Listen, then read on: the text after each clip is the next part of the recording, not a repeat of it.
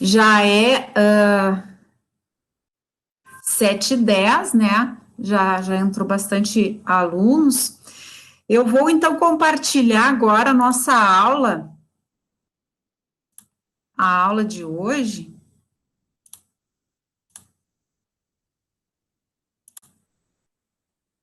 E eu vou, preciso de um ok de vocês. Vocês estão vendo? Sim. Beleza. Bom, pessoal, então a primeira lâmina da nossa aula hoje é lembrar vocês que na terça-feira que vem nós temos a nossa aula magna, tá? Então, é a Sociedade 5.0, um mundo de oportunidades. Com Gil Giardelli, professor da SPM, da PUC, colunista da Band News. É uma pessoa muito, muito conceituada, né?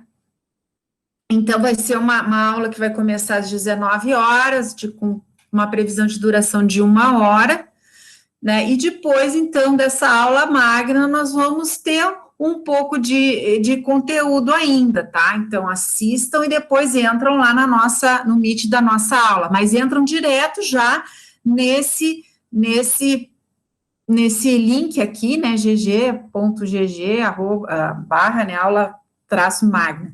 Não vale horas complementares, não vai ter certificado, porque é considerado como uma aula, né? Então, vocês estão em período de aula, então vai ter para quem está começando nesse semestre, a aula magna é uma aula que seria a abertura do semestre, né? Então, por que a gente não começa lá no primeira semana? Porque ainda tem alunos se matriculando, tem ajuste de matrícula, tal. E aí, então, depois é que se faz a aula magna. O que nós vamos ver hoje, né? Então, assim, a gente viu lá, na semana passada, é importante dar uma recapitulada rapidinha, só para...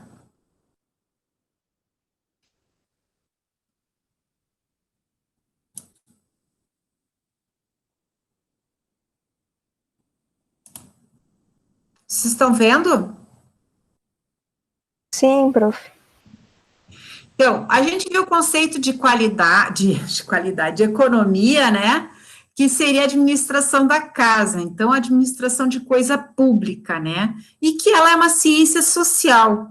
E hoje a gente vai ver as outras partes do conhecimento que fazem uma ligação com a economia. Nós também vimos que a economia, né, ela se baseia, né, na escassez, quer dizer, em recursos escassos, nas escolhas que a sociedade faz diante dos recursos que tem, ela também decide que necessidades ela vai atender, né, a produção especificamente, né, o que é mão de obra, o que é capital, e como é que é feita essa distribuição. E também nós vimos que num sistema econômico nós temos o sistema capitalista, né, que é que ela é regida pelo mercado, predominando livre iniciativa e propriedade privada dos fatores de produção. Isso é muito importante, eu quero salientar isso porque a aula de hoje, né, é um complemento disso. Então, no sistema capitalista, gente, é livre iniciativa, livre concorrência.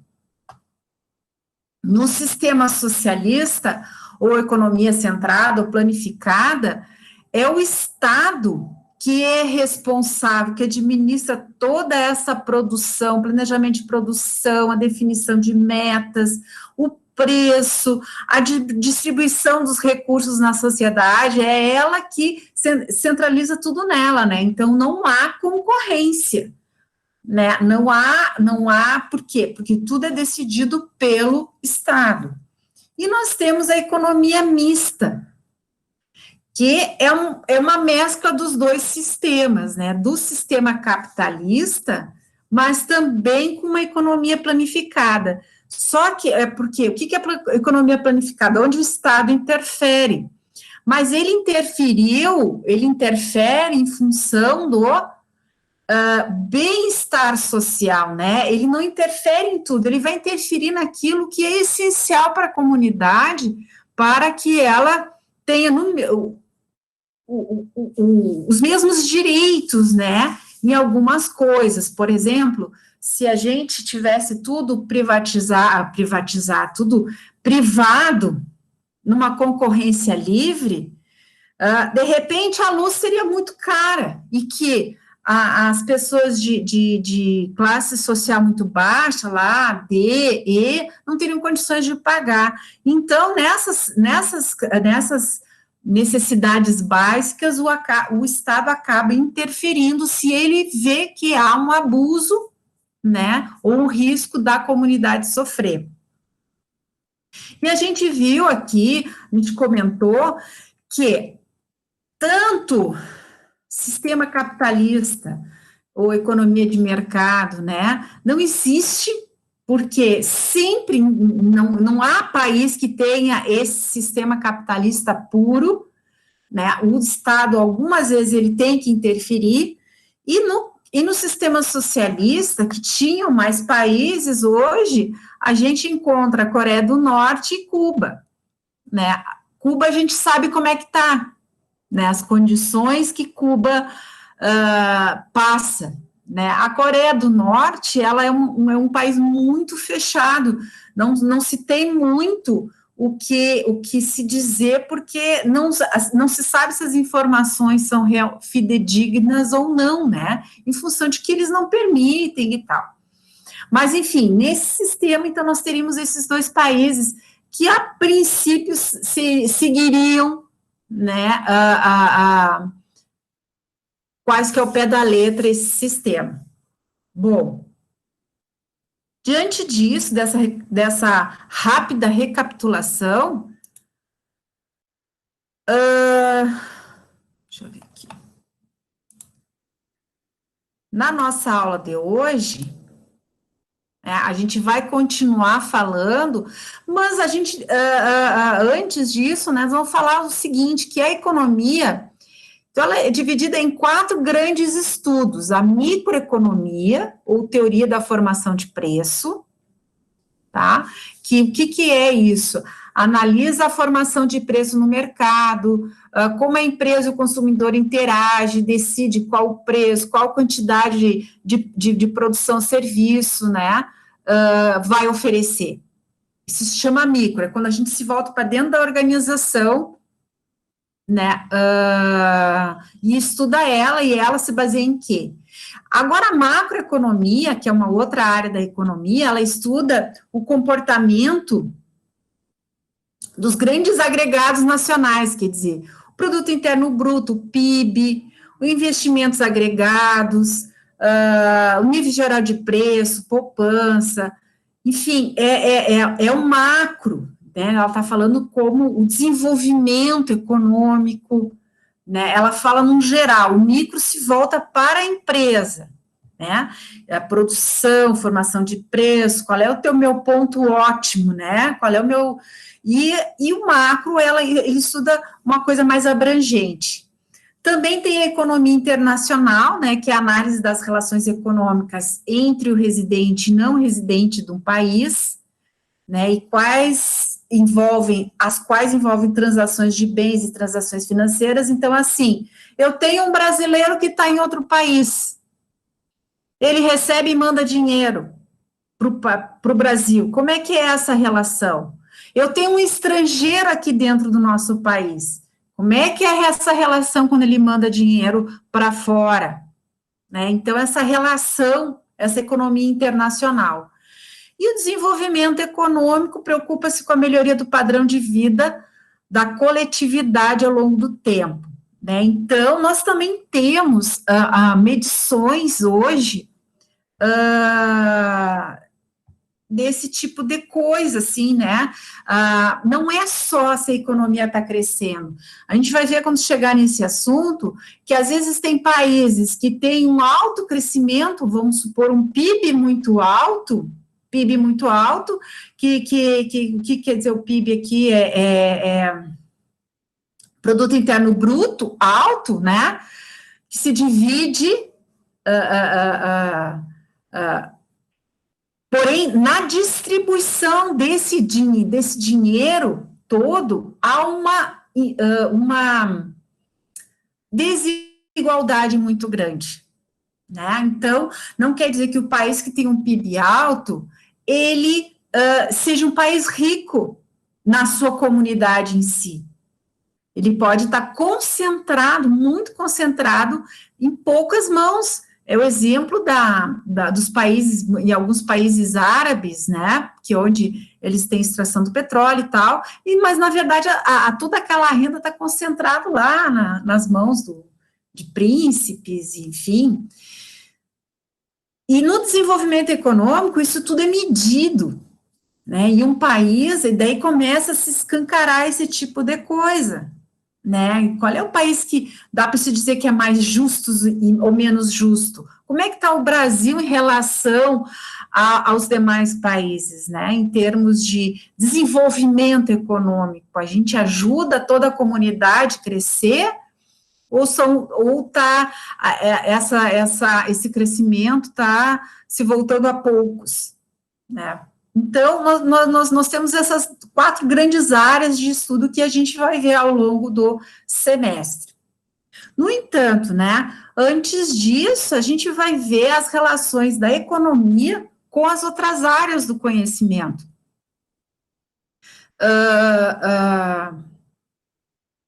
Porque a gente diz que ela é uma ciência social, né? Porém, ela tem um pouco de biologia, né? Tem um comportamento como os órgãos. Tem alguém pedindo para entrar. Deixa eu ver aqui. 24.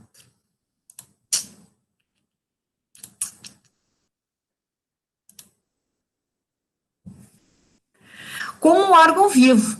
E daí vem os termos fluxos, funções, órgãos, circulações. A gente usa terminologias da biologia. Por quê? Porque a economia, ela é orgânica, ela está sempre funcionando, né? Ela não é estática. Já os mecanicistas, né, que são os físicos, a economia se comporta como determinadas leis da física. Então, termos como equilíbrio, estática, dinâmica, aceleração, velocidade, forças. Veja, a gente usa muitos termos na economia que é da física e da biologia. E não só os termos, mas os princípios, né, da lei da ação e reação. Toda ação tem uma reação contrária na mesma força, né, e tal. Então, na economia, a mesma coisa. Você tomou uma atitude econômica, com certeza vai haver uma reação. E que reação é essa, né?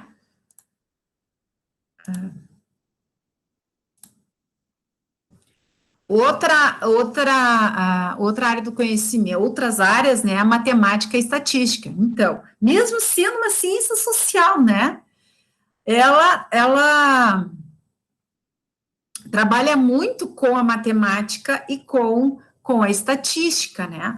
Então, através da matemática, torna possível escrever de forma resumidas importantes conceitos e relações da economia, e permite analisar análises econômicas na forma de modelos analíticos.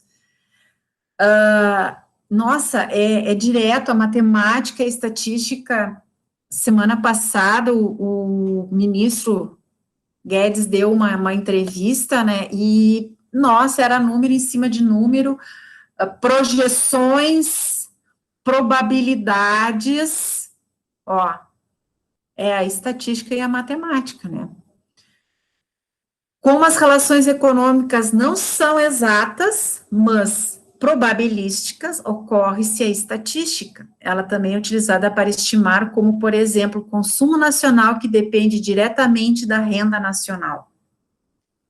A quantidade de demanda de um bem tem relação inversamente proporcional com seu preço. Tudo o mais constante, né? E realmente tem, né? Depois, quando a gente for ver essa parte de demanda, de oferta, quanto maior a demanda, né? Quanto maior a quantidade da demanda, tem uma relação inversamente proporciona com seu preço. Quanto maior a demanda, menor o preço. Não, quanto maior a oferta, menor o preço. Quanto maior a demanda, o preço também cresce. Sabe por quê? Porque quanto mais gente procura, eu posso aumentar o meu preço. Né?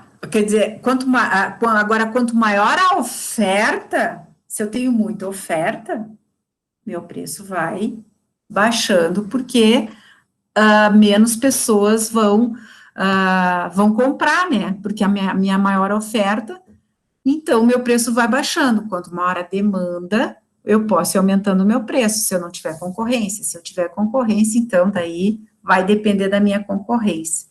As exportações e as importações dependem da taxa de câmbio. Relação da economia com a política. Muito ligada à política. Por quê? Né? Até porque as propriedades da política econômica, crescimento, distribuição de renda, estabilização, são determinadas pelo poder político. Tudo está lá no Congresso, é ele que decide muitas ações da economia, é o Congresso que decide. E se o governo apresenta uma proposta da qual eles não concordam, essa proposta é rejeitada. Então, realmente, o poder político, ele determina muitas ações da economia. No entanto, algumas vezes a política está subordinada ao poder econômico, como, por exemplo, o poder do sistema financeiro e o poder das corporações estatais. Sim, quer dizer o quê? Que por mais também que o poder político, né, tem um poder sobre ele, se a economia, né, se o sistema financeiro, dependendo do sistema financeiro, vamos supor assim, não, o poder político quer aumentar agora aquelas parcelas de, como é que se chama, gente? Me ajudem aí. Do auxílio emergencial? Isso, auxílio emergencial. Pelo poder político, o auxílio teria que ser um valor maior. Porém, o sistema financeiro, o caixa, não tem. E aí, se prova por A mais B que não tem. Se você buscar valores externos, empréstimos, né, ou não se consegue, ou se consegue num valor muito alto, enfim. Então, o poder político também se limita um pouco dessa forma, né? Opa, isso a gente não vai poder impor, porque não há, a gente também tem que obedecer. Outra coisa, a lei outra coisa que impede o poder político ali é a lei onde a gente tem um teto para gastar, né? Lei da responsabilidade fiscal. Exatamente. Ainda bem que eu tenho essa gente inteligente aí para me ajudar. A lei da responsabilidade fiscal. Quer dizer, não tem mais o que gastar, eu vou entrar na lei da responsabilidade e vou ser culpado por extrapolar os gastos. Eu vou gastar aquilo que eu não tenho. Né? O governo mostra isso para o poder político. Bom, então a gente não pode exigir uma coisa que não existe. Né? Então, um está relacionado ao outro, policia o outro, né? É claro que o poder político aqui, ele está representando o povo, né? O melhor do povo, enfim. Não que o governo não pense nisso, não é isso, né? Mas por isso que existem os três poderes, para que um apoie o outro, mas que também, né, proteja o cidadão, porque eles estão representando eles, né?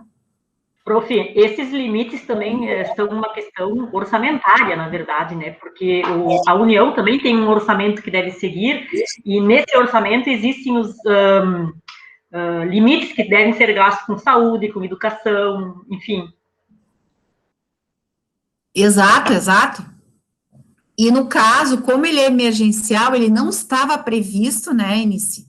Então, eles já tiraram um pouco de outras áreas, mas para tudo tem um limite, né? É um cobertor curto, né? Então, não pode-se também exigir, não tira de tudo, não, porque as outras coisas não podem parar também, né? Então, a saúde não pode parar. Não, tanto que tem que ajudar a saúde, mas então eu dou dinheiro para a população, mas não dou dinheiro para os hospitais, enfim, destinam, compro vacina. Não, então tem que comprar vacina, tá? Então eu tiro da onde? Ah, tira sei lá, de outras áreas, né, de outros ministérios, mas cada um tem a sua importância para que faça que todo o sistema funcione, né? Relação da economia à história. Bom, é que nem em casa, né? Quando a gente precisa surgir uma emergência, a gente vai cortar gastos e vai cortar, muitas vezes, coisas importantes, mas não dá para cortar tudo. Eu vou cortar passagem por exemplo, de ônibus para o filho ir para a escola, porque eu preciso economizar, sim, mas e como é que ele vai para a escola? Ah, ele vai a pé, não, mas ele mora lá, X quilômetros, não tem condições de ir. E aí, vai fazer o quê? Vai ter que ir para a escola, então ele não estuda, então ele vai perder o ano, né? Então, cada um tem um motivo, uma razão de ser, né? Bom, a relação da economia e a história, a economia, ela se baseia muito na história, ela é muito importante você saber o passado, saber o que aconteceu, como aconteceu, isso está muito naquele trabalho que eu deixei na aula passada para vocês, né? O que vocês acharam? Não é importante a gente saber como é que foram os ciclos da economia do Brasil, né? Primeiro chegou lá o pau-brasil, depois isso, depois aquilo. Ah, então tá. Então, por que parou o pau? Porque acabou. Ah, por que parou, né, a cana-de-açúcar? Por que parou a borracha? Né? Então, assim, os ciclos que a gente viveu, né, para entender um pouco como é que o Brasil cresceu, como é que ele se desenvolveu. Ele tem, a gente tem, como se chama, efeitos disso ao longo da nossa história, por isso que nós somos o que somos hoje, né? Então, organizações não, países, por exemplo, que passaram por grandes guerras, revoluções, por que tomaram medidas específicas? Ah, porque teve uma guerra. O que a guerra fez? Eu estava assistindo esse final de semana sobre navios, e aí descobriram uns navios lá da guerra aquela guerra dos Estados Unidos, do norte com o sul, né, que houve, que era, poderia ter acontecido um racha do norte com o sul, porque o norte queria a libertação dos escravos, entre outras coisas, né, e o sul não, e aí como que eles bloqueavam através dos navios, como que eles faziam para se abastecer, né, tanto os estados do norte, como é que eles se abasteciam, como que os estados do sul conseguiam escoar sua produção para conseguir recursos para alimentar aquela guerra e alimentar os estados, enfim, né. Então, é muito interessante, e toda essa história faz com que, né, isso fica na memória e ela serve para não errar de novo, né, ou deveria de servir para não se errar novamente na mesma coisa, né, então ela altera o comportamento e a evolução da economia, e muitas vezes desperta métodos que antes não existiam, mas se criam métodos eficientes em função de uma necessidade, né? E esses métodos, então, eles dão continuidade depois, né? Então, alguns importantes períodos da história são associados a fatores econômicos, como o ciclo do ouro, da cana-de-açúcar no Brasil, a Revolução Industrial, a quebra da Bolsa de Nova York. Nossa, a quebra da Bolsa de Nova York em 1929, ela afetou muito e modificou muita coisa na economia, porque foi, não sei se vocês lembram, quem foi meu aluno já lá em outras disciplinas, já falei sobre a Bolsa, até na disciplina de auditoria, eu falo da Bolsa de Nova York, por quê? Porque foi uma bolha, né, que se criou, muito parecido, mas não com um efeito tão drástico que nem em 29, foi aquela bolha de 2008, que estourou. Você vai dizendo que você tem dinheiro, e as pessoas vão acreditando, vão investindo na tua organização, diz, minha empresa vale 1 milhão, e ela realmente não vale 1 milhão, mas ela vale 1 milhão, daí as pessoas acreditam, isso de uma maneira muito simples explicando, né, aí a pessoa vai investir, vai colocando dinheiro lá, e aí alguém diz assim, olha, ela não vale 1 milhão, mas eu vou tirar meu dinheiro, e aí outro vai tirar o dinheiro, diz, que dinheiro? Diz assim, não, mas essa empresa vale 1 milhão, então eu comprei 1% de uma empresa que vale 1 milhão, eu quero esse 1%, não, mas essa empresa só vale 200 mil, então eu pensava que eu ia receber um valor, vou receber um bem menor, e aí quando eu sei que essa empresa não vale 1 milhão e vale só 200 mil, todo mundo quer tirar e todo mundo quer o seu dinheiro, e cadê o dinheiro? Né? Isso se chama bolha, e em 1929 foi isso que aconteceu, daqui não valia mais nada, tudo que eu achava que eu tinha, eu não tinha, era mentira, eles maquiavam os resultados dos relatórios. Por que eu abordo isso até em auditoria? Porque era em função desse evento, dessa quebra na Bolsa, que realmente se efetivou órgãos especificamente para auditar empresas, e se criou leis em função disso, para evitar um mal intencionado, né, porque isso são pessoas mal intencionadas, que ganham muito dinheiro com isso, né, e fazem com que outros percam muito dinheiro. Mas, enfim, então, em cima da história, do que acontece, a gente conhece o presente, bom, a gente é assim porque aconteceu tudo isso, e agora, o futuro, né? A gente pode fazer previsões em função daquilo que já aconteceu e das mudanças de comportamento que já existiram, né? Então, a história ela é muito importante na economia, você consegue ver ciclos de eventos, vai acontecer de novo. Olha, chegou aqui, chegou no ápice, vai cair. Por quê? Porque ciclos, e a história mostra que sempre de 10 em 10 anos, de 5 em 5 anos, ou quando se introduz uma política com essa entonação, com essa linha, a tendência é essa. Então, eu consigo fazer uma projeção do que pode vir a acontecer, mas projeção é o que pode vir a acontecer se nada mudar até lá, né? Geografia. Só um pouquinho que mais um aqui pediu para entrar. Cadê? Cadê tu?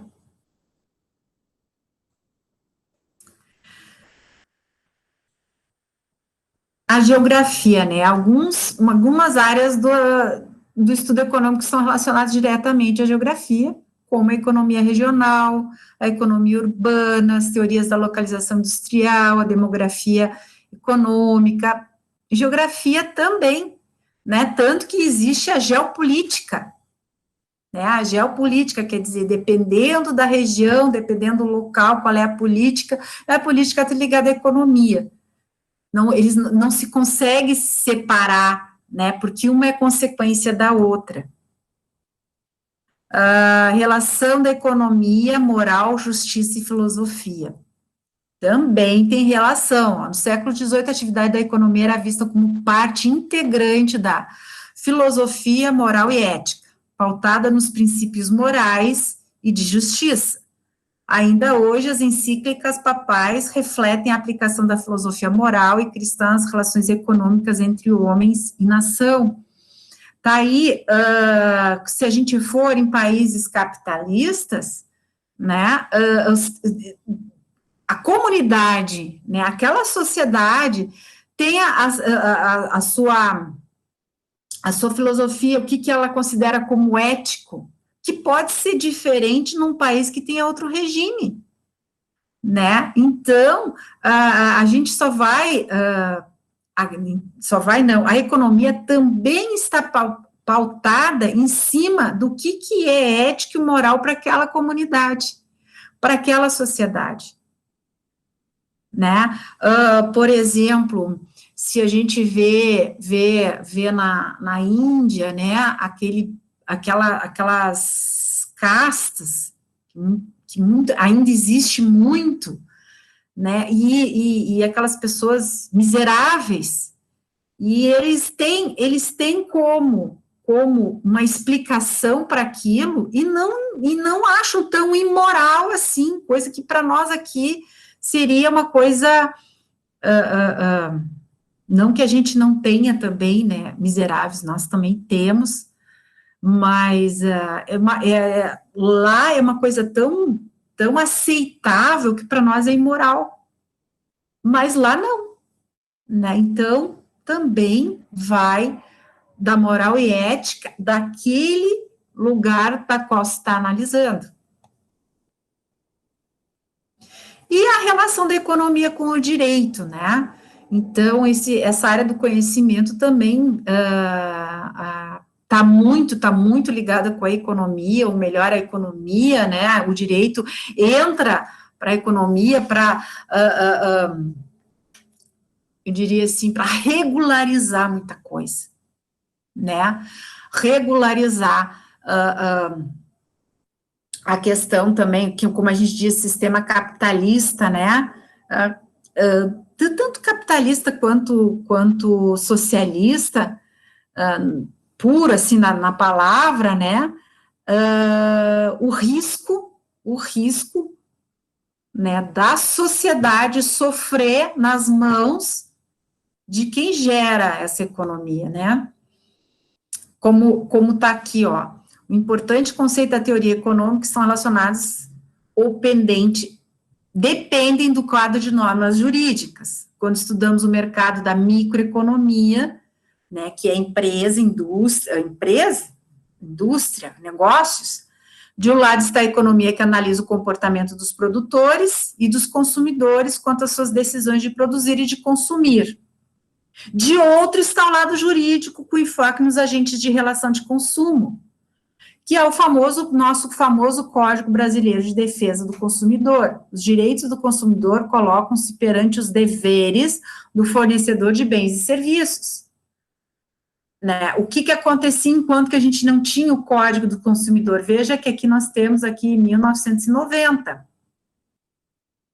É imoral vender um produto que estraga, mas que você diz que você não havia, vamos supor assim, que o cliente comprou e já veio estragado? Tá errado? Tá errado.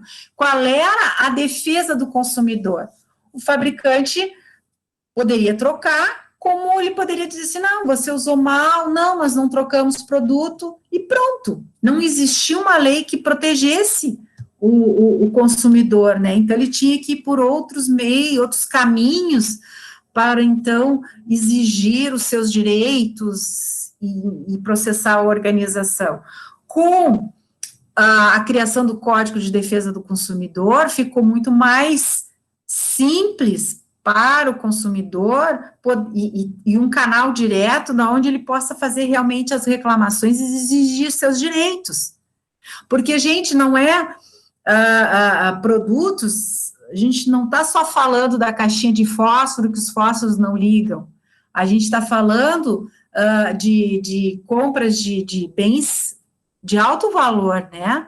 Até, por exemplo, compra de um imóvel, né? A exigência de uma entrada e depois o bem não terminou a obra, pois é, não consegui terminar, pronto, agora tu tem que me dar mais tanto. Não, mas como? E o que eu já te dei? Ou não sei o que, ou eu quero quebrar esse nosso negócio, eu não vou conseguir pagar todo esse imóvel, então eu quero meu dinheiro de volta. Não vai ter o teu dinheiro de volta.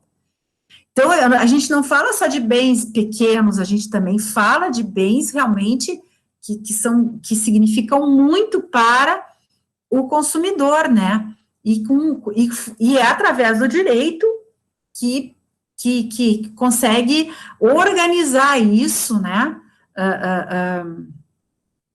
Para que não haja tanta injustiça.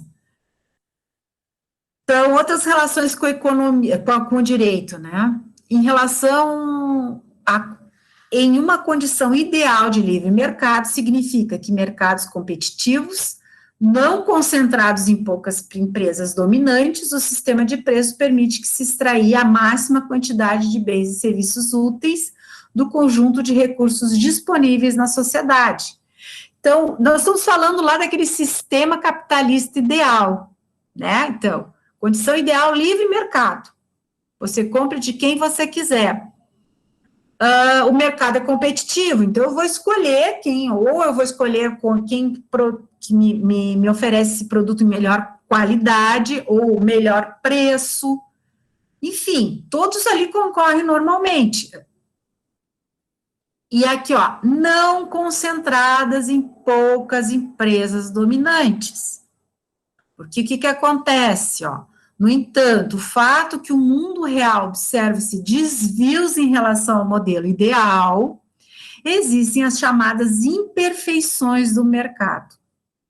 Externalidade, informação imperfeita e poder do monopólio, exigindo que o Estado venha intervir no funcionamento do mercado.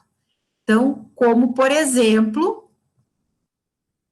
externidade ou economias externas, é quando a produção, o consumo acarreta efeitos positivos ou negativos sobre outros indivíduos ou empresas. Esses casos dão base econômica para a criação de leis antipoluição, de restrições quanto ao uso da terra, da proteção do meio ambiente. Então, nesse caso aqui, né, é quando as organizações, elas produzem, né, mas elas podem acarretar efeitos negativos. Um exemplo, né, vamos supor assim, o cara instala uma indústria num bairro e é uma indústria extremamente barulhenta, então há uma poluição sonora que prejudica os moradores. Mas ele está gerando emprego, ele está gerando impostos, mas ele está acarretando efeitos negativos em outros indivíduos. O que a vizinhança tem a ver com o processo produtivo dele? Ele que vai arranjar um processo ou uma maneira de bloquear aquele ruído.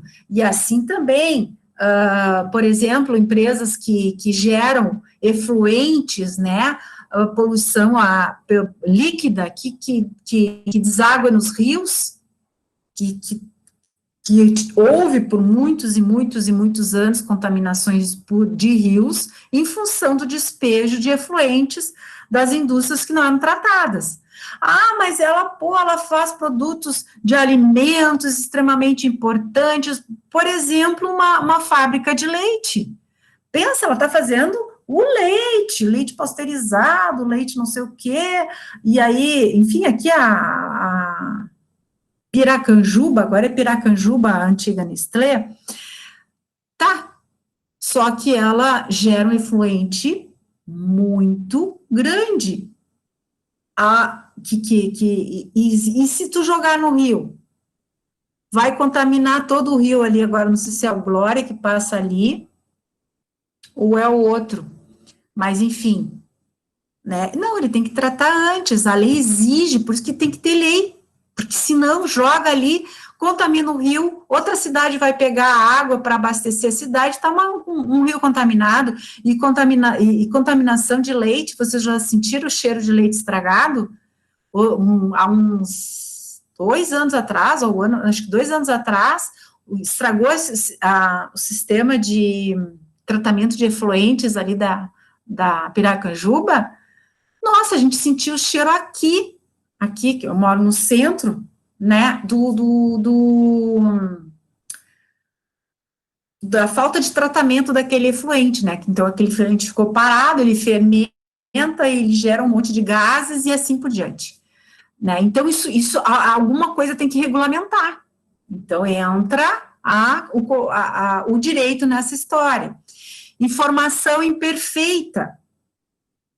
Aqui também a questão de poluição, vamos supor aqui, se aqui que tem muita agricultura, né, o uso de defensivos agrícolas, que depois escorrem e vão para os córregos e vão para o rio, contaminam com produtos químicos. Ah, mas eu estou gerando alimentos, sim, mas não te dá o direito de contaminar outra coisa. Então, que tu use produtos liberados pelo Estado, né? Enfim, porque você está prejudicando outros que não tem nada a ver com a tua plantação. Informação imperfeita. Nesse caso, os agentes econômicos possuem falhas de informação, ou seja, não tem informação completa a respeito de determinado bem ou serviço, eles não tomarão decisões corretas quando forem ao mercado desejando adquiri-lo. Aqui é a informação incompleta, né, quer dizer, imperfeita, sobre aquilo que você está adquirindo. Por exemplo, no passado, deixa eu pensar, há uns 35 anos atrás, a gente não era normal utilizar pigmento livre de metais pesados, que é atóxico, né? Pigmentos atóxicos para fazer brinquedos, certo? Então, a empresa fabricava brinquedos, utilizava pigmentos tóxicos, na tinta para pintar os brinquedos ia pigmentos tóxicos, né? E esse brinquedo era dado para criança. O que uma criança, quem é pai já sabe, né? O que uma criança faz quando recebe um brinquedo? Uma das primeiras coisas que a criança faz, claro que uma criança pequena, né? É pegar o brinquedo e botar na boca. E lá nos rótulos não dizia, não pode colocar, né? O brinquedo na boca, porque eles sabiam que se colocassem, que ali haveria metais pesados, que era tóxicos e tal, o pai, de repente, não ia comprar o brinquedo. Então, o que aconteceu quando se desenvolveu pigmentos atóxicos? Se colocava lá na descrição do brinquedo, feito com pigmentos atóxicos. Opa, se tem pigmentos atóxicos que não é tóxico, então antes era. E é isso. E isso é informação imperfeita. Então, se a comunidade soubesse que aquele produto tinha tinta com pigmento tóxico, ele não ia deixar a criança botar na boca. Né? Mas como essa informação não veio, se deixava, enfim. Né? E aí também entra a questão de alimentos, né? Porque a gente, esses alimentos muito gostosos, eles são gostosos porque você tem corante, aromatizante, conservante, né, um monte de ante, né, e isso tudo faz mal para a saúde, uns mais, outros menos, né, vamos supor, por que uma pessoa que tem gastrite não pode comer embutido? porque tem muito conservante, e esse conservante faz mal, ele vai dar gastrite, e da gastrite passa a ser uma úlcera. Então, tem que ser alimentos in natura, ou, né, até cozidos, mas não industrializados. Isso não vinha no rótulo. Hoje é obrigado, hoje não, e há muitos anos, né? Vocês não nasceram ainda com isso, mas na minha época tinha, né, essa questão de não informar, ou quando informavam, eles colocavam um nome tão difícil que a gente não entendia o que era, que daí usavam a nomenclatura oficial, e não a nomenclatura para uma linguagem do leigo, né? Outra coisa, prazo de vencimento, não tinha isso, prazo de vencimento. Por que tem que botar o prazo de vencimento? É direito do consumidor saber o prazo de vencimento, porque o produto pode estragar, né? E aí você pode ter uma intoxicação alimentar, né? Então, precisou criar-se leis para isso, porque senão não ia ser colocado, porque fica muito mais tempo na prateleira, você dá uma enrolada, enfim. Então, para proteger o consumidor, justifica uma ação governamental com a regulamentação da comercialização de bens e serviços. Por exemplo, estabelecendo normas quanto aos prazos de validade, caso de segurança do motorista, exigindo o uso de cinto de segurança. Então, em várias áreas, né, gente? O governo, então, que nem uso do cinto de segurança. Precisava de uma lei para isso? Claro que não, é para a segurança do usuário. Mas o usuário não quer usar, porque era falta de cultura para a sua segurança, né? E aí tem que se criar uma lei, porque uma lei há uma cobrança. E fala? Inclusive, sobre o cinto de segurança, quem inventou então foi a fabricante Volvo, né? E achou de suma importância a ponto de não patentear o projeto e sim abrir ele para todas as outras montadoras. Ah, é? Isso eu não sabia. Isso aí. Ah, que interessante, que nobre essa ação deles, né? Que nobre. E que realmente... com certeza, foi de tão importante que entenderam ser, né? Abriram as outras montadoras a questão de patentear o produto para como se fosse somente para eles, né? Sim, sim. Para tu ver, né? Isso é consciência, né? Isso é consciência. Claro que, além de consciência, eles ganharam na época, porque isso já fazem muitos anos, né? Mas na época eles ganharam muitos pontos positivos fazendo isso, né, César? Pela visão do consumidor, né? Com certeza, tanto que Volvo é Volvo hoje, né? Tanto em transporte rodoviário, caminhões, né, de lá, e automóveis, né? Exatamente. É de alta qualidade, né? Tá? Bom, e o poder do monopólio? Caracteriza-se quando um produtor ou um grupo de produtores aumenta unilateralmente os preços, ou reduz a quantidade, ou diminui a qualidade, ou a variedade de produtos e serviços, com a finalidade de aumentar os lucros. Então, eu botei ali o conceito de monopólio, é o domínio de um único fornecedor de um produto ou serviço que não possui substituto. Então, a gente voltando... Tem alguém pedindo para entrar? Não. Faz uns barulhinhos e aí a gente pensa que alguém está pedindo para... voltando lá ao sistema capitalista perfeito, né? O que a gente fala aqui? Que se tivesse vários fornecedores, vários fabricantes, você tinha uma competitividade, uma concorrência, e aí o mercado que vai escolher o que quer, né? E aí, o que acontece? O desvio desse processo, quando é um único fornecedor, né, desse produto, ou ele compra os demais, né, ele compra todos, cria um monopólio, ou até um grupo de produtores se juntam, né, e aí eles vão mexendo com o mercado. Então, estamos ganhando uma margem muito pequena, reduz a quantidade, menor a oferta, maior a procura, tu aumenta o preço. Ou diminui a qualidade para margem de lucro ser maior. O teu preço é igual, porém a qualidade diminuiu.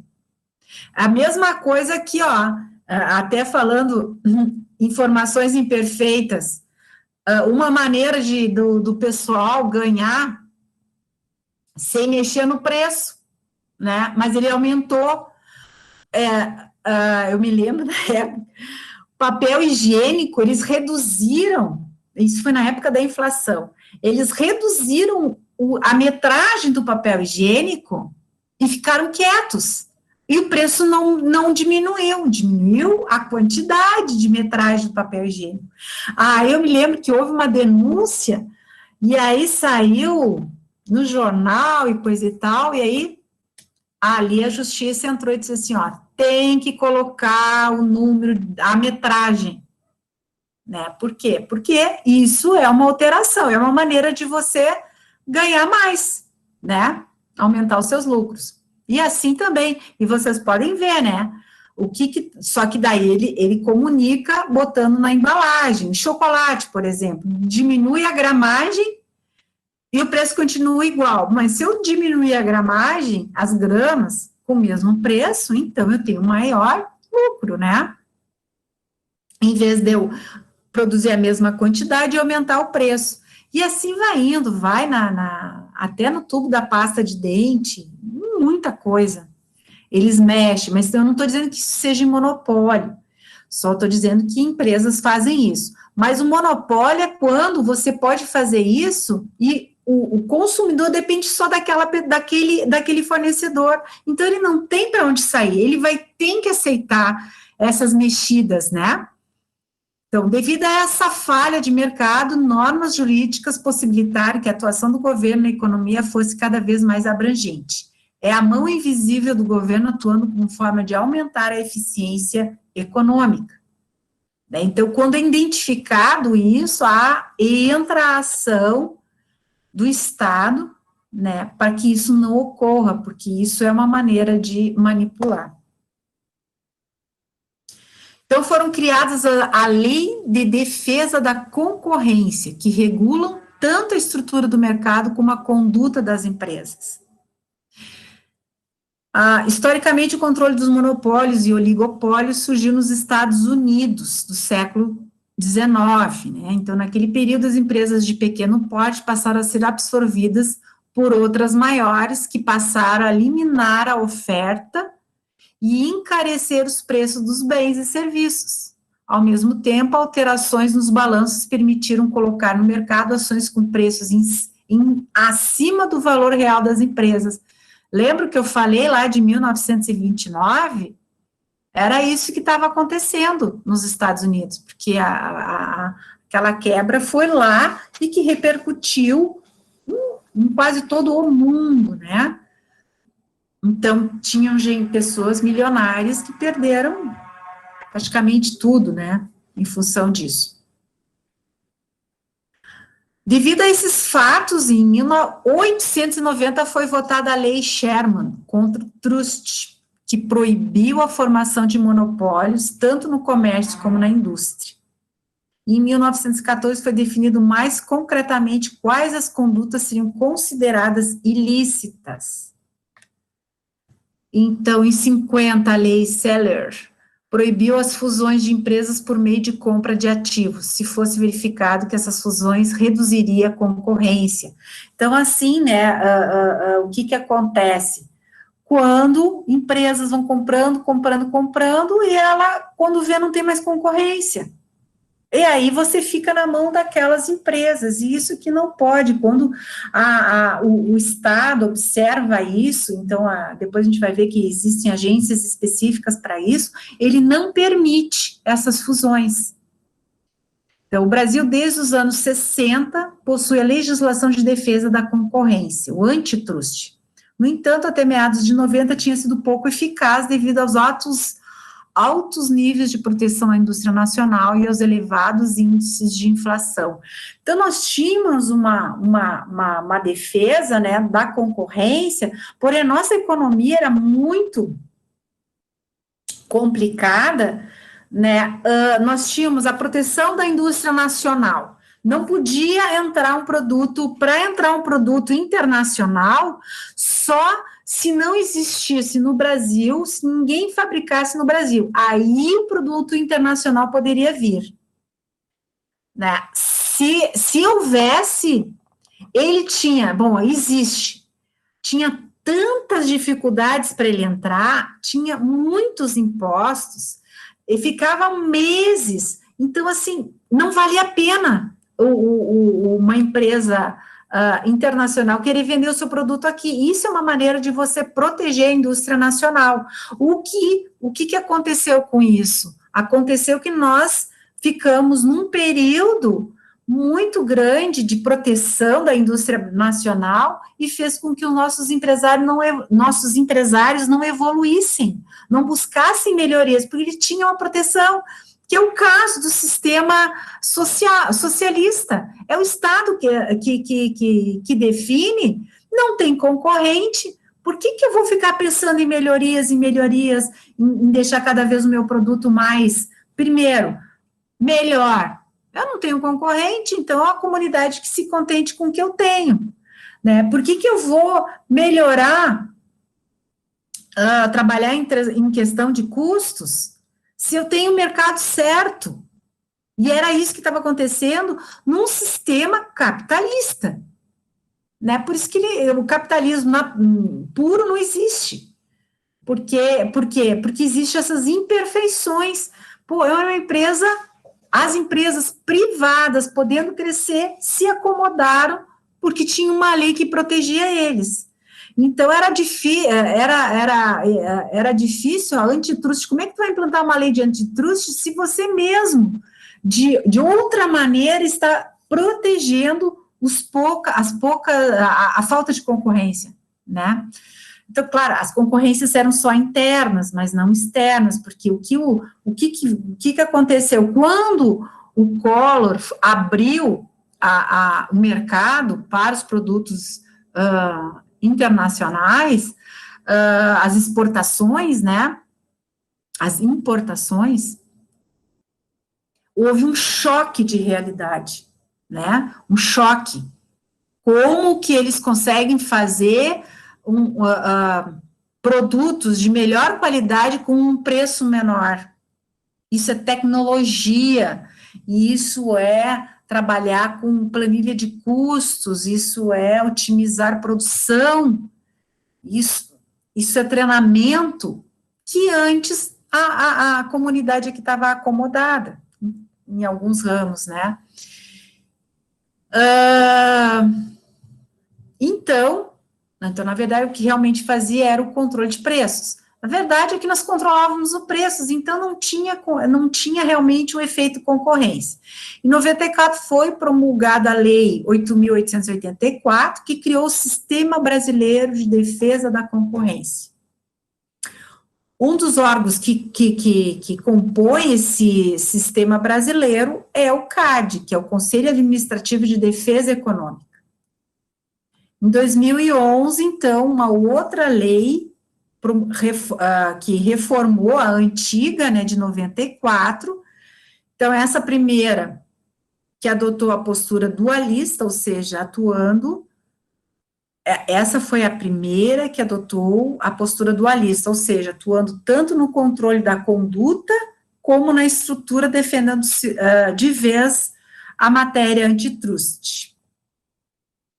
Então, o que é o CAD? Né? É uma autarquia federal a qual tem a competência de fiscalizar e julgar práticas anticompetitivas, isto é, fiscalizar de maneira incisiva práticas como a formação de monopólios, cartéis, evitando a grande concentração do poder econômico.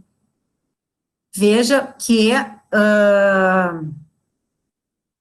essa autarquia ela é muito, muito importante para nós, para a nossa economia, para nós consumidores, né? Porque, ela fiscaliza de maneira incisiva práticas como a formação de monopólios. Ela fiscaliza e penaliza também, né? Se ocorre isso. Criado pelo governo João Goulart, em setembro de 62, o CAD permaneceu praticamente inativo até 91, sendo acionado apenas quando houve casos de programas de congelamento de preços no plano cruzado e no plano verão, e somente em 94 que se tornou uma autarquia vinculada ao Ministério da Justiça. O que ela regulamenta? Acordos da União e cooperação entre as empresas. Essa lei também julga os atos de cooperação quando a junção representa mais de 20% do mercado. Vamos ver. Então, explicando melhor, né? Esse sistema de defesa da concorrência, ela atua em duas frentes. A primeira, o controle de estruturas de mercado, diz respeito aos atos que resultam em qualquer forma de concentração econômica, seja por fusão ou por incorporação de empresas. Então, quando eu quero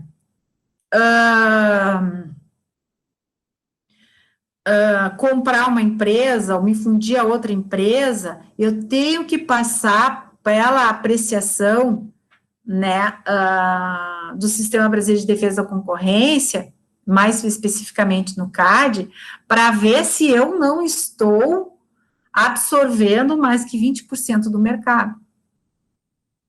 Porque senão porque vou ficar muito grande e eu vou começar a ditar regras de preço, de quantidade de produção, né? Então, eu não estou dizendo aqui em coisas pequenas, mas bancos, né, metalúrgicas, grandes empresas, às vezes elas vão pegando os pequenos e tal, e aí ou duas grandes vão se fundir, né, ali é um perigo.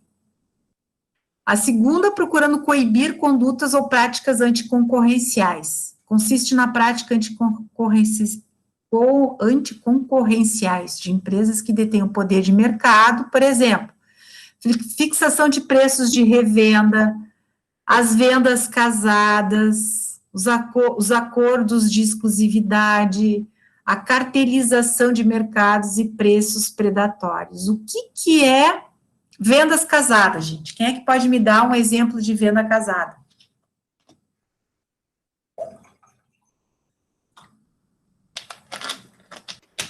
Prof, quando eu estou vendendo um produto e nesse produto eu estou embutindo o valor de um outro junto e dizendo que posso estar dizendo ao cliente que é uma cortesia, que é alguma coisa assim, mas a venda, na verdade, é casada, né?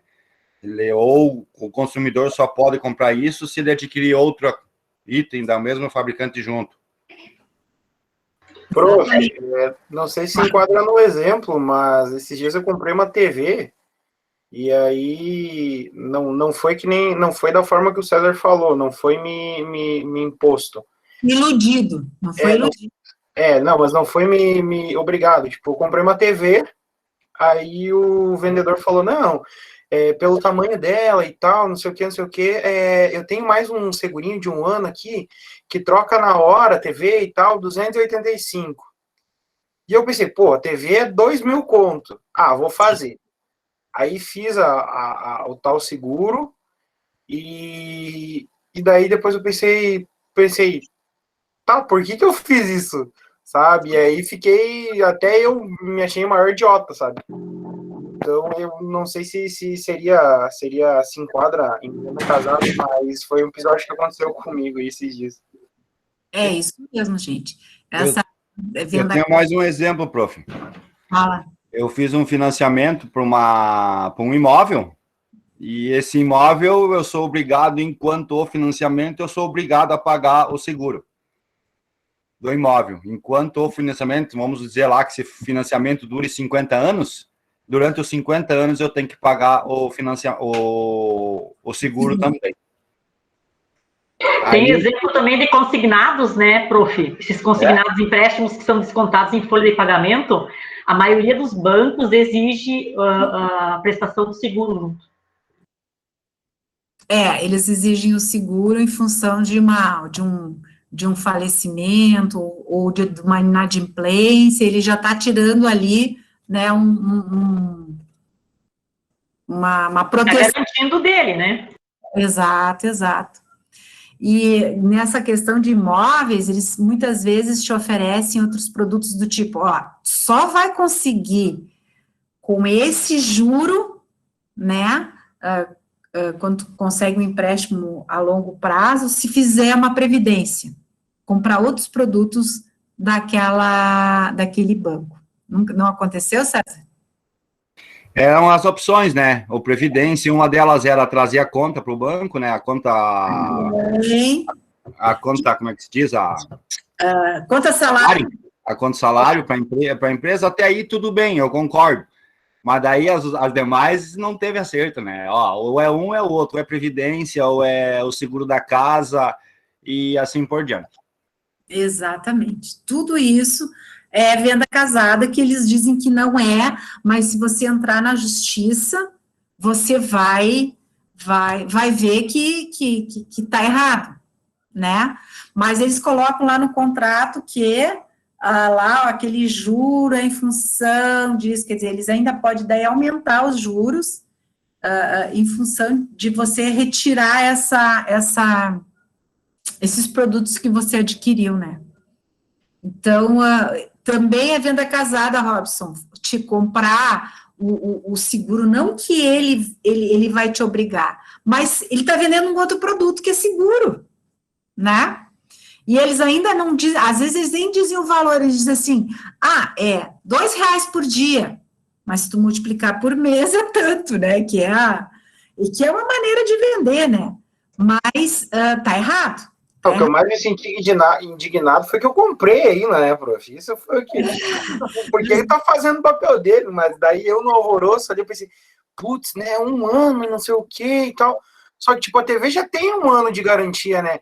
Se ela durar aquele 1 ano, com cuidado e tal, ela vai durar mais 1 ano ainda, né? E eu, putz, ainda 285 conto pagando. Por que eu fiz isso, né? Mas errando que aprende. Fala, César. Eu tenho um exemplo bem, creio que talvez entre nessa questão, que foi numa loja normal, né? No exemplo aí do Robson, foi comprar TV, nós fomos comprar a piscina. O cartaz ali, piscina R$800. Piscina de 3, não sei quanto, 2, 3 mil litros, show de bola. Chegamos lá, tá, cadê a piscina aí tudo? E o vendedor começou, né? Mas a piscina aqui, para tu poder usar ela, tu vai ter que, aqui, tem um sistema de circulação da água. Tá, mas quantos dele vai incluso? Não, 250. Do 800 já foi para 1.050. Daí chegava, não, tu vai precisar mais isso daqui, esse suporte, senão a piscina pode desnivelar e não sei mais o que. Tá, mais R$80. E daí mais cloro e mais não sei o que, acabamos pagando em total quase R$1.500 a piscina. Aí é uma venda, daí não seria uma venda casada, né, César? Seria uma venda, ele usou o chamariz dos 800, né? Mas para utilizar a piscina, não tinha como não utilizar a piscina sem esses outros acessórios, né? Uma coisa é quando você não precisa e ele te convence te amarrando, né? Outra coisa é quando ele te usa ele usou uma isca que foi os R$800 a piscina, que na verdade não era R$800, era muito mais, né? Porque precisava de outras coisas também para utilizar a piscina, né? Mas o seguro, por exemplo, ele é uma opção, ele não é uma obrigação, né? Enfim. Mas isso acontece. Parou, diminuiu muito, porque antes era escancarado, gente. Antes era bem enquanto que não houve realmente a interferência do Estado, já existia a lei, mas o Estado não interferia, quer dizer, não, daí tu tem a lei do consumidor, né, que também não existia. Então, a empresa, ela se aproveitava muito do consumidor nesse sentido, né, de impor e a gente ter que aceitar aquilo que ele impõe, né, enfim, carteirização de mercados e preços predatórios. O que é cartel? Depois ali tem uma lâmina só explicando o que é cartel. Cartel é juntar as empresas fins e definir mercados, definir regiões, definir preço, né? O cartel pode definir, ó, Joãozinho e Pedrinho, tu atua na área norte do estado, e Zezinho e Luizinho não entram no norte do estado, então só tem 2 concorrentes, né? Ou até só um, não, só tu aqui trabalha. Um exemplo de cartel, há muitos anos atrás, quando eu trabalhava lá em Canoas, nós queríamos fazer um plano de saúde para a organização, para todo mundo, para os funcionários. E aí a gente chamou, não, vamos fazer uma tomada de preço. E aí a gente chamou, acho que três empresas de saúde, né? E aí, mas a Mil era melhor, a Mil estava na televisão e eu já tinha visto, a Mil era muito boa. E chegou lá para apresentar, a proposta era a Mil, era Policlínica, acho que é Unimed, enfim, não lembro mais. Mas a Mil se esculhambou, era alto preço. Eu disse, tá, mas vocês não têm, não tem. Mas isso tem que pagar separado. E eu disse, puxa vida, além do mais, assim, nos atendeu mal, né, tinha os funcionários e representantes de setores, né, para não parar todo mundo, enfim. Eu fiquei chocada com aquilo, pessoal, mas a Mil nunca mais que não põe o pé aqui e tal. O que é isso? Isso é cartel, gente. Ele não deveria pegar a certas empresas, então ele põe o preço lá em cima, ele trata mal o cliente e tal, por quê? Para os outros serem escolhidos, né? E, enfim. Então, a atuação do CAD está bem exemplificada nos casos apresentados da atividade semipresencial. Então, na semipresencial, que eu vou postar até o final de semana, é um documento do CAD e apresenta vários casos e as medidas que o CAD tomou, né? Como, por exemplo, o caso da Nestlé, da Garoto, a criação da Ambev e outros casos, né, que vocês vão ler lá, que é a atuação do CAD, coisas que a gente não imagina, mas aconteceu isso, sim, aconteceu. Mas eu nunca imaginei, pois é, mas aconteceu, né, e que, claro, a mídia não fica falando, porque não tem porquê também, né, são coisas, são negócios, e é importante nós sabermos disso, porque de repente, nós estamos dentro da nossa organização, de um interesse, né, de interesses de ser comprado por outra empresa, de se fusionar com outra empresa, e aí, pode, não pode, quem é que rege isso? E vocês precisam saber, né, aonde buscar essas informações, como funciona isso, né? E aí, então, aqui o conceito de cartel. Cartel é um acordo explícito ou implícito entre concorrentes para, principalmente, a fixação de preços ou cotas de produção, divisão de clientes e de mercados de atuação. Na prática, os concorrentes se unem para eliminar a livre concorrência. Veja, os concorrentes se unem para eliminar a livre concorrência. Por exemplo, os postos de combustível costumam praticar cartel. A ideia é que que se todos têm o mesmo preço, ninguém deve se sobressair. E aí? Aí não tem concorrência, todo mundo trabalha igual, quer dizer, a concorrência vai estar no atendimento, não no preço do produto. Né? Segundo estimativas da organização, para vocês terem uma ideia, isso é tão bizarro, que eu estava lá em Taquara, e Taquara fica lá no Vale dos Sinos, e eu ouvi uma conversa das pessoas da qual eu estava interagindo, falando de uma empresa que estava sacaneando nos preços dos combustíveis. E eles olharam para mim, e é da tua terra, Rosane, é aquele cara lá de Carazinho que está detonando com os preços. Eu fiquei olhando, disse assim, meu Deus do céu, tu vê como é que é a coisa, né? A coisa é que quer dizer, aqui, nós temos um posto que até pouco tempo praticava preços bem abaixo dos concorrentes, né? E abaixo da região e do estado, e isso foi que nem todo mundo sabia. Claro, porque é o seu setor, quem é que não conhece o seu setor? Quem trabalha no seu setor conhece, né? Lá em Canoas, na empresa em que eu trabalhava, o pessoal dizia assim, hoje tem reunião do condomínio, hoje o dono, né, que era uma empresa com várias, tinha matriz e filiais, né, e ele vinha de outro estado para fazer a tal da reunião de condomínio, e eu não entendi o que era aquele condomínio, de um dia, assim, eu cheguei para o meu colega, mas que condomínio é isso? Que condomínio que eles pagam? Daí o cara começou a rir, Rosane, tu ainda não se deu por conta? Eu disse, não estou entendendo.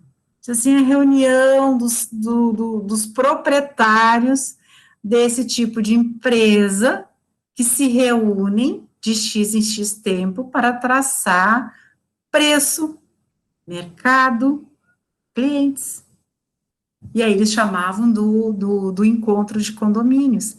Isso é cartel, gente. Eu não acredito, eu fiquei enlouquecida. Eu estava fazendo administração na época, eu fiquei indignadíssima, né, com isso, mas faz parte da vida, né? Fazer o quê? Segundo estimativas da Organização de Cooperação e Desenvolvimento Econômico, os cartéis geram um preço estimado entre 10% a 20% comparado ao preço de um mercado competitivo. Quer dizer, eles acordando, eles conseguem aumentar o preço de 10% a 20%. Eles competindo de uma forma honesta, poderiam baixar esse valor. Vocês estão vendo como o cartel, ele é nocivo ao mercado? Ele é nocivo. Ele faz mal, o consumidor sofre com isso, a ponta sofre com isso. Agora, você imagina se é um produto que não é para o consumidor direto, né? Ele é um produto que ainda vai passar por transformação, quer dizer, vamos supor lá, o aço, né? Estou falando lá, a fábrica que faz o aço. Aí é um cartel. Aí ele põe lá 10, 20% acima, que vai vender para as empresas que vão fazer um produto, que vão fazer lá o seu, uma peça de carro, essas metalúrgicas, né, que fazem bens de metal, né, de aço, enfim. Se ele compra 20% mais caro, é óbvio que ele vai repassar isso para o consumidor. Daí ele vai repassar isso para uma loja. Essa loja vai repassar que comprou, né, dessa fábrica, e aí ele vai repassar para o cliente lá na ponta. Então, você imagina quanto que a gente está pagando a mais em função disso, porque se a loja ou se as fábricas também tiverem esses cartéis, então tu imagina, é 20 sobre o 20, até chegar lá na ponta, né? No Brasil ficou famoso o caso da marca alemã Bosch, que confessou praticar cartel durante 13 anos. A confissão foi feita depois de denúncias do Conselho Administrativo de Defesa. O CAD denunciou, né, descobriu e denunciou, enfim, e ele foi autuado. Por 13 anos, ele mexeu com o mercado, com seus pares, concorrentes, e manipularam preços. E o que é a holding? Né? A holding em relação ao monopólio. Monopólio é quando você compra todas as empresas, teoricamente, né? Holding são empresas que detêm a maior parte das ações sobre outras empresas. E com um acionista majoritário, por sua vez, possui total controle sobre os negócios. Então, eu ter uma holding, não quer dizer, eu posso ter uma holding, eu compro ações da Stara, eu compro ações da TW, eu compro ações da Rotoplastic, né? E se eu compro ações acima de 50, eu posso me tornar um acionista majoritário. E aí, o que eu faço? Eu posso ditar as regras. Tá, TW, tu vai transportar, por exemplo, os produtos da Stara a um preço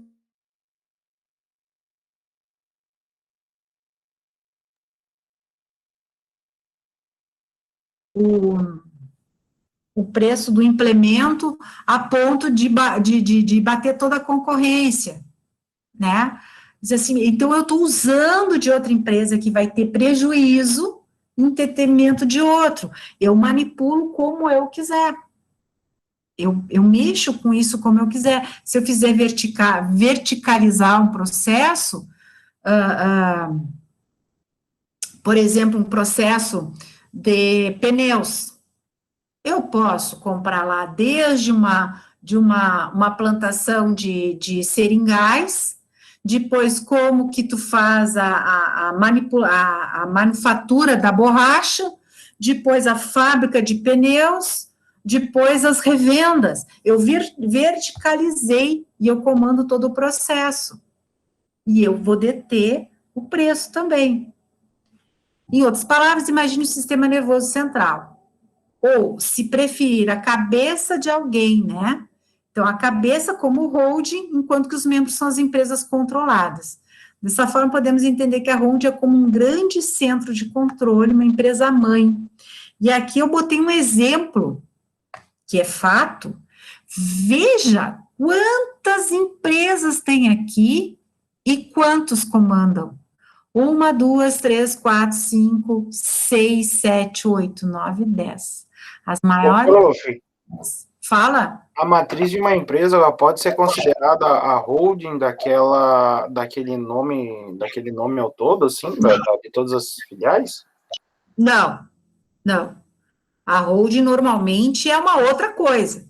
Bom, aqui é a Psico, por exemplo, a Psico aqui, que é da Pepsi Cola, né? Ela tem um percentual sobre a Quaker, mas a Quaker pode ter várias unidades, entendeu? A Quaker, ela é que aqui a gente não consegue enxergar bem as empresas, né? Mas, por exemplo, a Quaker, eu tenho a PepsiCo, a Hold PepsiCo tem 50%, 60% da Quaker. E a Quaker, ela tem todas essas empresas aqui ainda.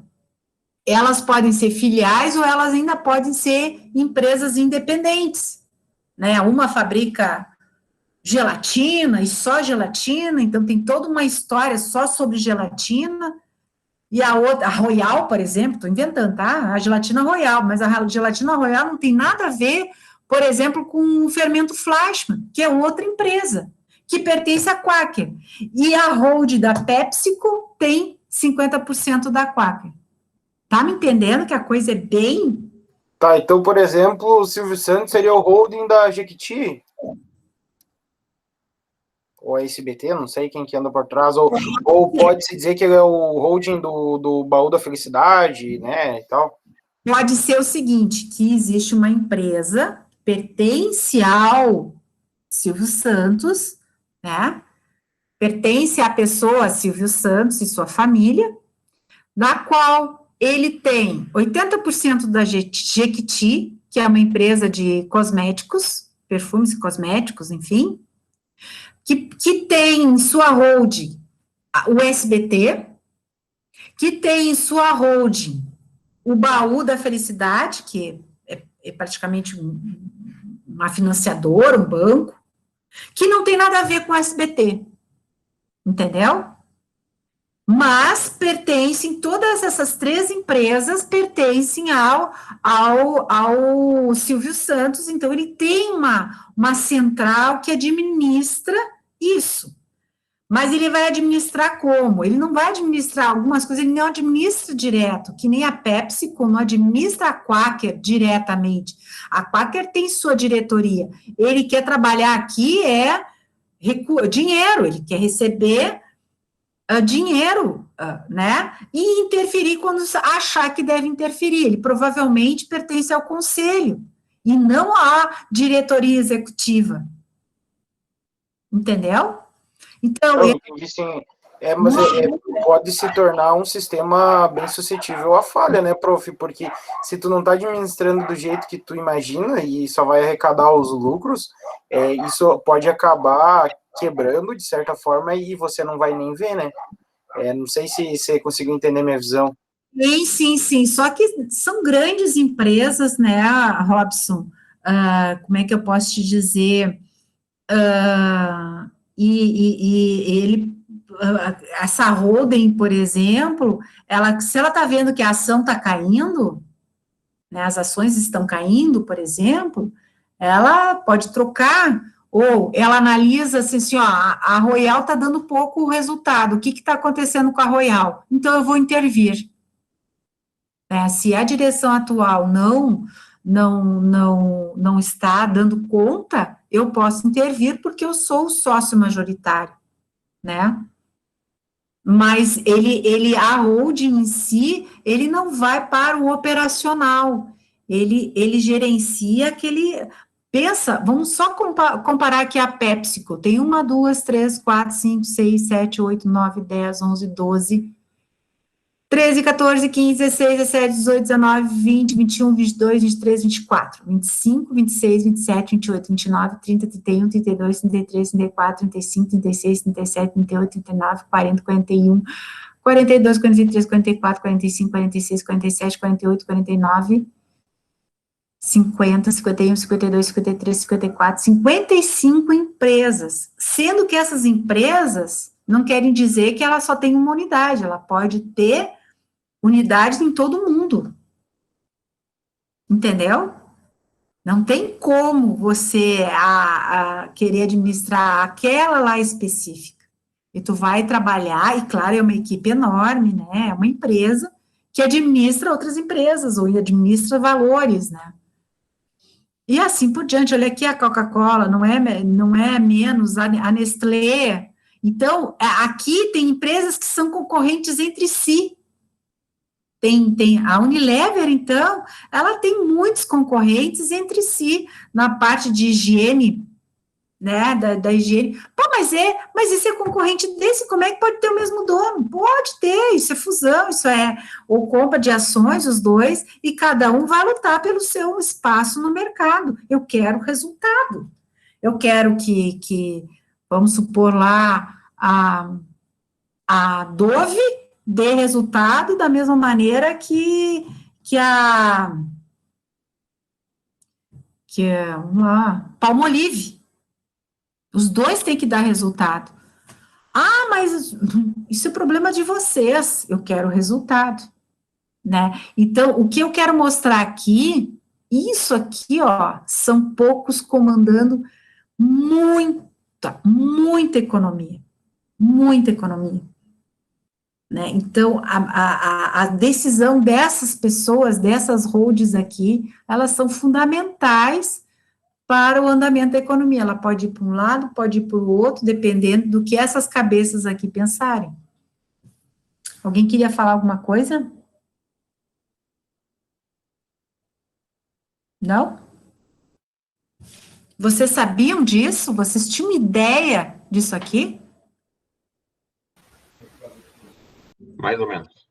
Mais ou menos. Eu conhecia essa palavra, mas não tinha.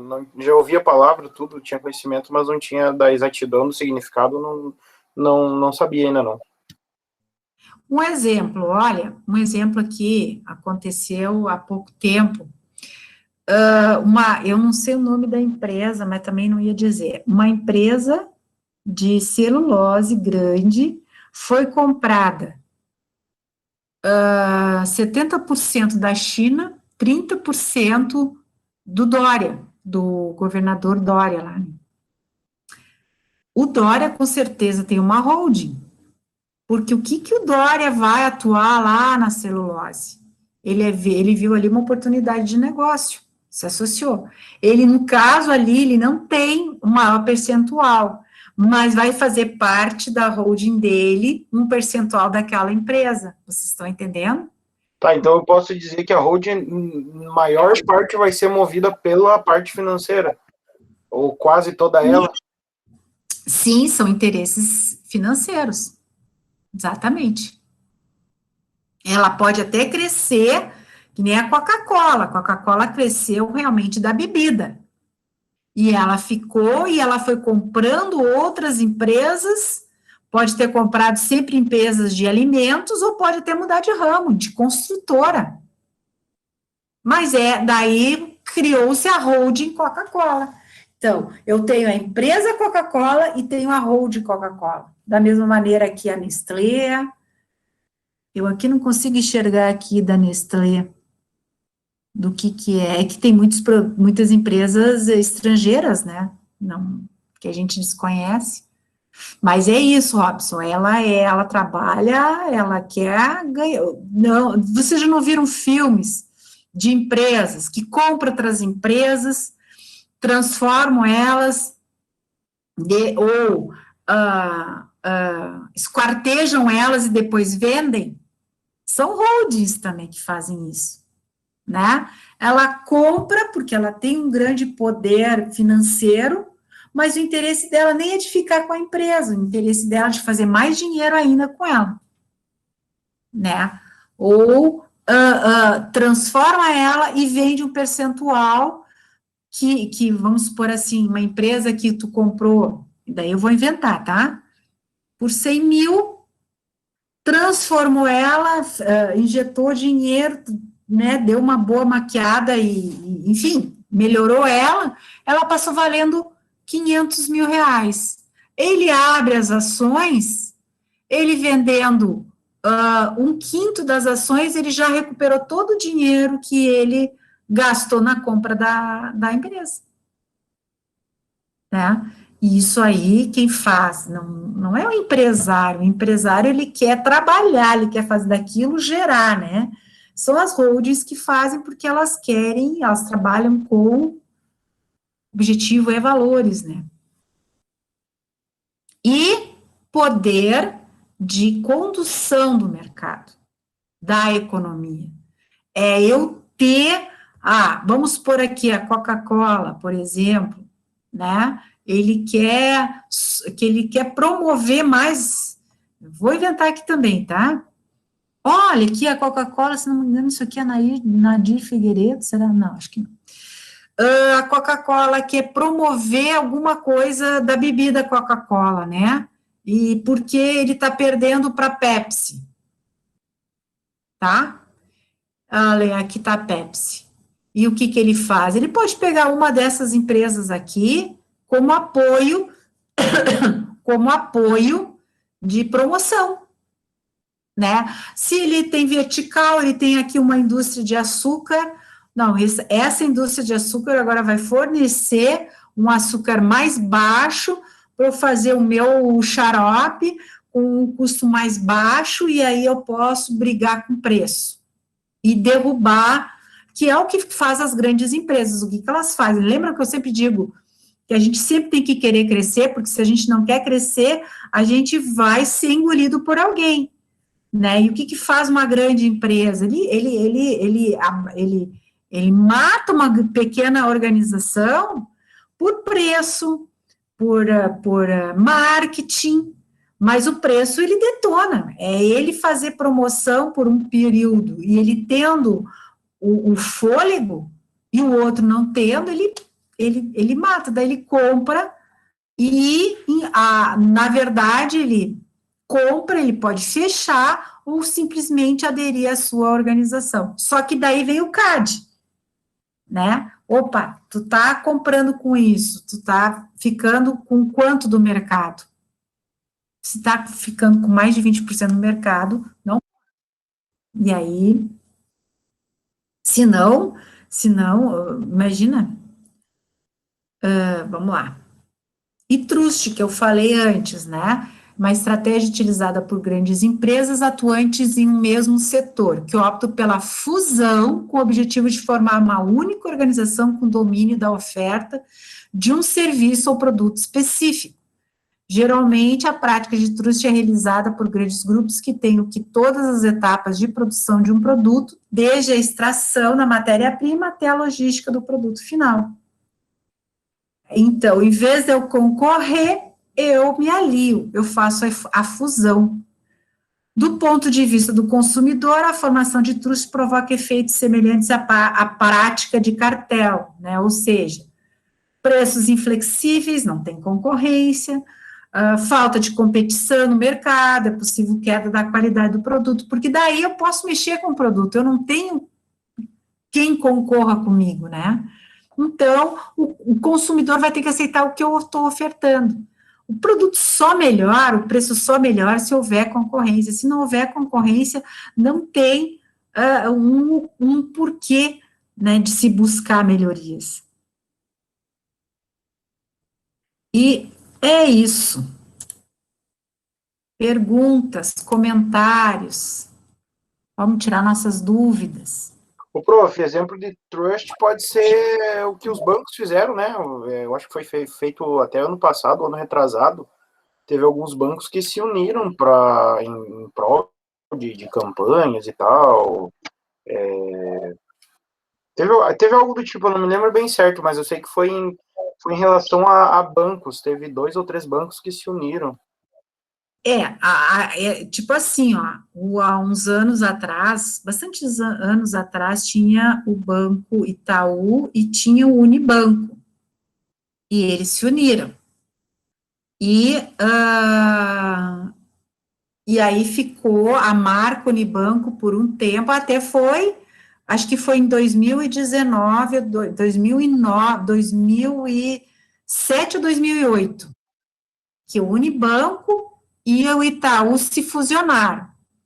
E aí o Unibanco ainda ficou por um tempo. Por que eu me lembro disso? Porque eu tinha conta no Unibanco por muitos anos, e eu vim aqui para Carazinha, que tinha um Unibanco, e era até um ex-aluno nosso. E passou mais um ano, e aí acabou o Unibanco. Aí o tirou a marca Unibanco e manteve só a marca Itaú. Isso é fusão. É diferente que uma organização se une a outra para algum motivo, né? Daí pode ser o cartel, né? O oligopólio, que eles estão se unindo, mas cada uma tem a sua organização, entendeu, Robson? Ô, prof, e de que forma que esse trust pode-se dizer, monitorado ou para que não prejudique a livre concorrência? Então, é o CAD, por exemplo, tu vai comprar uma empresa, vocês vão se fusionar, você tem que apresentar isso lá, você vai fazer um negócio legal, e aí vai exigir faturamento da empresa, e tal, e tal, e tal, e aí os órgãos que vão gerar essa fusão, né, eles vão analisar se está dentro da lei, essa possibilidade. É a lei que determina se eles podem ou não podem. Eu não estou dizendo eu não estou dizendo uma fruteira com outra, eu estou dizendo grandes organizações em que ali vai como se diz,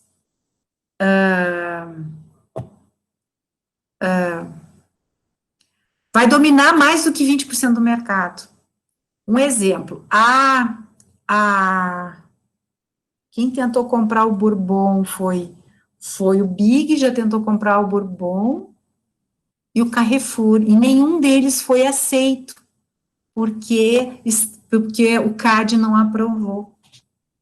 Eles não podiam comprar. Entendeu? Sim, entendi, sim. Porque estava acima. Então, não podia ser feito... Aí, tipo, os caras param e dizem, não, vocês vão ficar com demais, vai ficar uma coisa, não vai ter concorrência, vai alterar a ordem econômica, então a gente não vai permitir isso. Mais ou menos isso. Exatamente. No mais simples seria isso. Exatamente. De uma maneira bem simples, é isso aí mesmo. Por isso que precisa das leis. Por isso que o direito entra dentro da economia, ela está diretamente relacionada por causa dessas imperfeições do mercado, né? Que sempre vai ter aquele que vai, sempre não, mas infelizmente tem aquelas pessoas que querem levar vantagens, enfim, e é o teu querer crescer, né? E você vai crescendo e tal, até que alguém diz assim, para, cresce para um outro lado, que para esse lado aqui, você já vai mexer com o mercado, vai desregular esse mercado, porque tu vai ter muito poder, que era o que aconteceu antes, né? Porque os Estados Unidos, ele é o exemplo do capitalismo, né? E isso não está errado, gente, não está errado. O que está errado são as pessoas usar disso para, como se diz, não no bem comum, porque a gente tem que pensar no bem comum. Tem emprego, porque assim, quando a gente vai, tu está fazendo até gestão socioambiental, né? A gente vai estudar que todo empresário tem uma obrigação social. Como assim? Ele vive da sociedade e não tem obrigação nenhuma social? Não. O que você está oferecendo pela sociedade em retribuição pela existência da tua empresa? Porque ela só existe porque a sociedade te mantém, porque ele é o teu cliente. E aí, o que tu está devolvendo para a sociedade? Né? Num ambiente capitalista selvagem, não estou nem aí. E aí entra o Estado interferindo. Opa, mas pelo menos isso tem que ser digno para todo o meu cidadão, né? Certo, Robson? Certo, prof, tranquilo. Mais algum comentário? Observação? Andressa Martins, como é que tá? Tá entendendo? Tá? Porque tu é o teu primeiro semestre, né? Sim, prof, é o meu primeiro, mas eu tô me esforçando bastante e tá sendo bem tranquilo. Bem tranquilo, tá entendendo bem e tal. Beleza. Então tá, gente, eu deixei uma atividade para vocês que é questões mesmo, né? Questões que vocês vão ter que dar uma pesquisada para responder.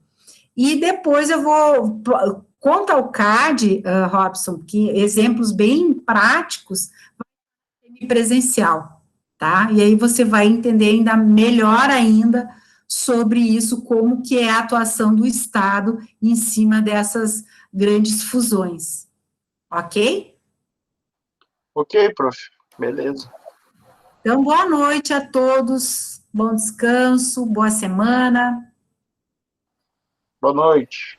Obrigado, Boa noite. prof. Boa noite. Igualmente a todos. Tchau. Boa noite. Boa noite. Boa noite, prof. Boa noite, Mariana. Boa noite. Boa noite.